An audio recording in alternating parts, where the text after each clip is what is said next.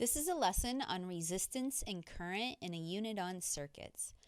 So now that I've established how current works, let's think about current flowing through some sort of device that we've attached some sort of circuit element in the circuit.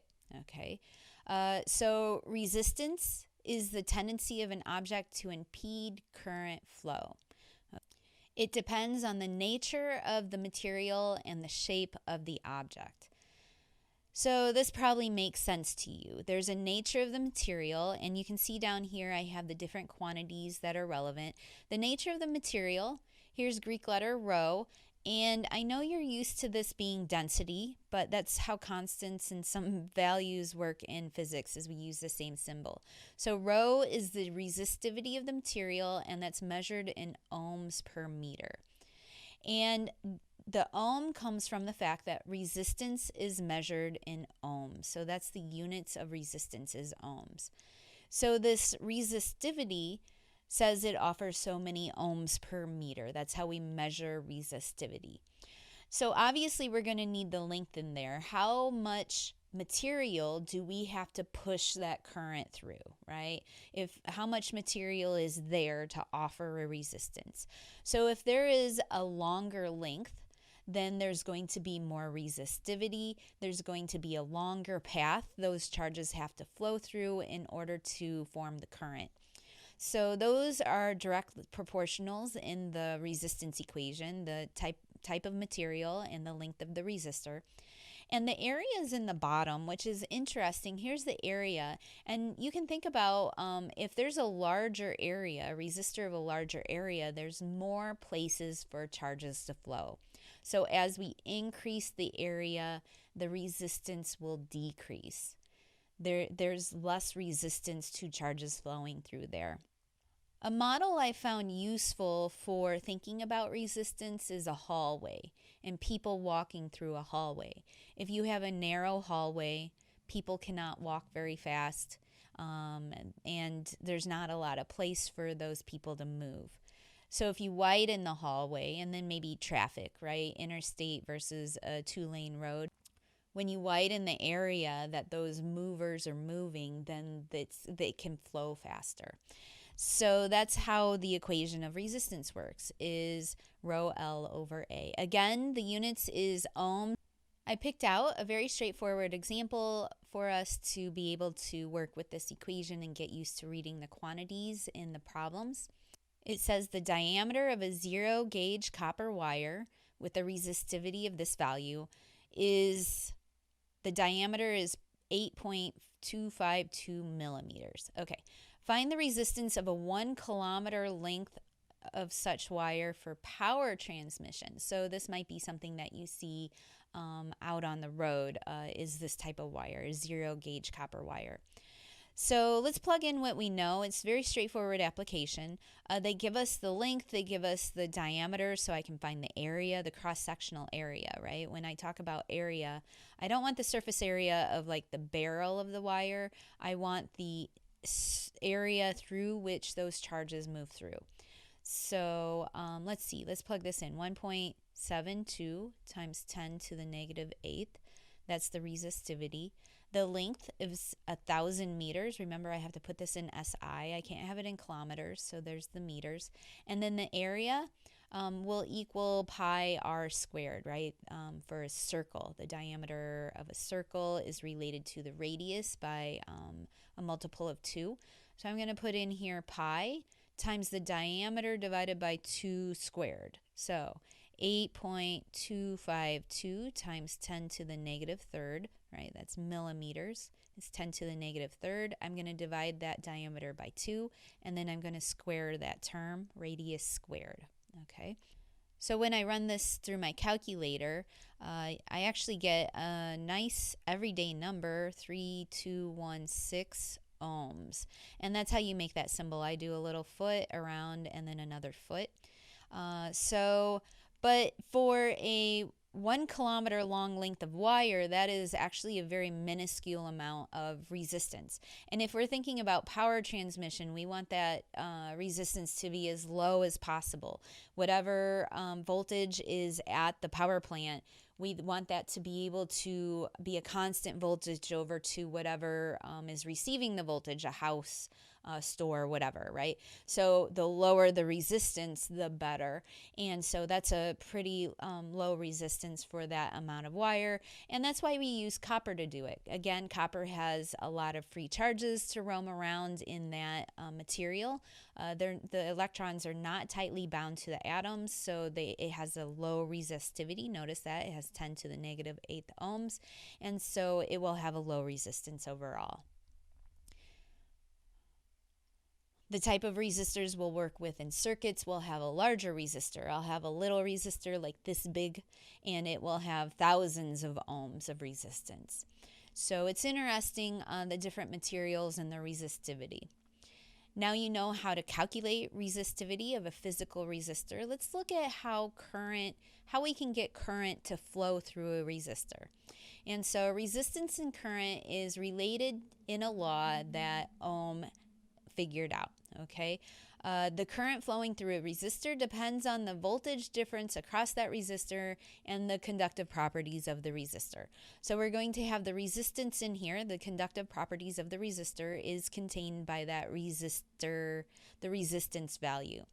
The voltage difference, and notice that I'm just using V here. I'm not using a delta V, but it is technically a delta V. This is a voltage, and we can see that the current is in here. And I apologize again, we've used for intensity before, but we're reusing the symbol for current. And so I is in here. This is the definition, equals V over R. That's sort of Ohm's law and how you can take an applied voltage and measure a resistance and get a graph, right? And be able to do measurements in a lab. Okay, so we have the voltage difference across the resistor. When we have multiple, and I'll write this out here, here's the symbol for a resistor in a circuit. And I just put 2 resistors in here. And let's say this resistor has a resistance 5 and this resistor has a resistance 10. Okay, they're going to have different resistances. And regardless of what the current is, that means they're going to have a different voltage across them. So I can call this the voltage across resistor A and the voltage across resistor B. They're going to have different voltages across them because they have different resistances. You will not use the voltage on the battery. You can only use the voltage on the battery if that circuit element is connected to the battery and nothing else but the battery. Okay, if it forms a loop with the battery, then it's connected to the battery. But in this situation, we can see that that's not the case. And so these 2 resistors are not each getting the battery voltage. They're actually sharing the battery voltage. And so a little bit of a tease about Kirchhoff's laws and circuit analysis is we get the voltage across the battery has to equal both of those voltages added together. Okay, so when you're thinking about voltage over a resistor, think about what's the current through that resistor and what's the resistance of that resistor. I picked a really cool problem for us to work on, the resistance of a cell wall. I've been doing biological applications. I really like seeing electricity, electrostatics applied with biology. The resistance of a cell wall. Suppose that the resistance between the walls of a biological cell is 5.25 times 10 to the 9th ohms. So I'm noticing the symbol there. There's our new symbol for resistance. So resistance is 5.25 times 10 to the 9th ohms. I can write that down. Okay, so it tells us, and maybe you already know, the potential difference between the inside and outside of the walls is 75 millivolts. And notice we don't care if this is positive or negative. We can figure out the direction. If you remember from before, the outside of the cell is positively charged and the inside of the cell is negatively charged. And so when we think about conventional current, current will flow from the outside to the inside by just naturally. Okay, so that would be the direction of flow. Our voltage difference is 75 millivolts here. So it says, what is the current when the potential difference between the walls is 75 millivolts? Okay, So if I want the current, I will take the voltage and divide by the resistance. The voltage is 75 times 10 to the negative third, and the resistance, they tell me, 5.25 times 10 to the ninth. And you can see that this is going to be a really small number. So I get this current to be 1.42857 times 10 to the negative 11th amps when you run that through the calculator. Or you could shorthand this with 14.3 pico amps. So really tiny current there, really, really tiny current. Most devices, you may know, has milliamps as their rating. This is a million times smaller than that. So part B asks if the current is composed of sodium positive atoms. And so a sodium positive atom has a +1 of the basic charge. How many such ions flow in half a second? Okay, so I want to know a number of ions that flow. And we did this with current. We know that it has to be the amount of charge divided by the basic charge, the elementary charge, because it's an ion, there's one there, and that will give us the number of ions.